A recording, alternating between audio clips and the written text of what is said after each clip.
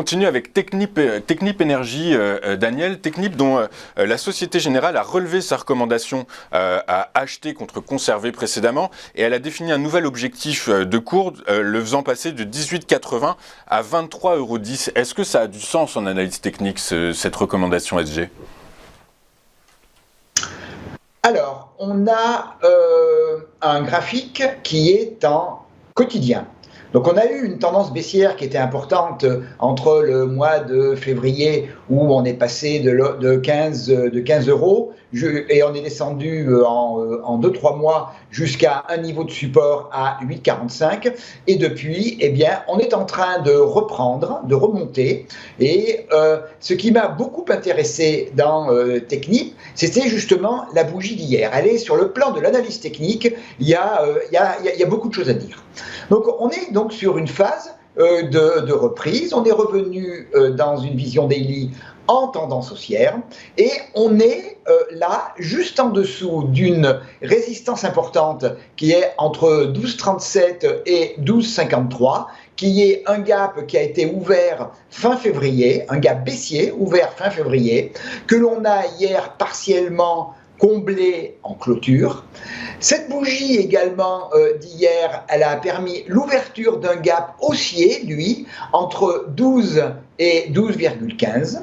Ensuite, j'ai mis les retracements de Fibonacci sur le grand mouvement baissier entre la deuxième quinzaine de février et on s'aperçoit que hier, on a également, en plus de l'ouverture d'un gap haussier, on a franchi le retracement 61,8 et statistiquement, quand on refranchit ce dernier retracement important, eh bien, on augmente très fortement la probabilité de revenir à l'origine du mouvement.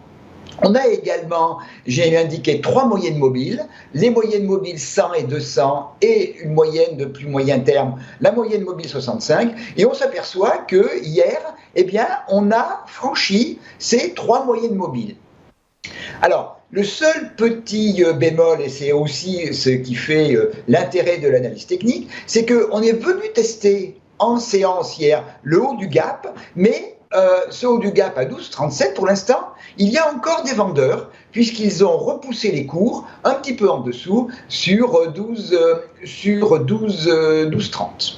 Donc, ce que j'attends aujourd'hui ou dans les jours qui viennent, c'est le franchissement et donc la fermeture de ce gap, soit une clôture au-dessus de 12,37, et j'irais même à demander que cette fermeture et que la bougie verte qui accompagne cette fermeture soit une bougie de belle qualité avec un joli corps vert, et à ce moment-là, on aurait comme objectif au-dessus 13,31, 14,15. Alors, aller parler des niveaux importants à 23, pour l'instant, il y a pas mal de résistance encore avant d'aller vers ces niveaux. Et surtout, j'attends véritablement le franchissement de ce gap.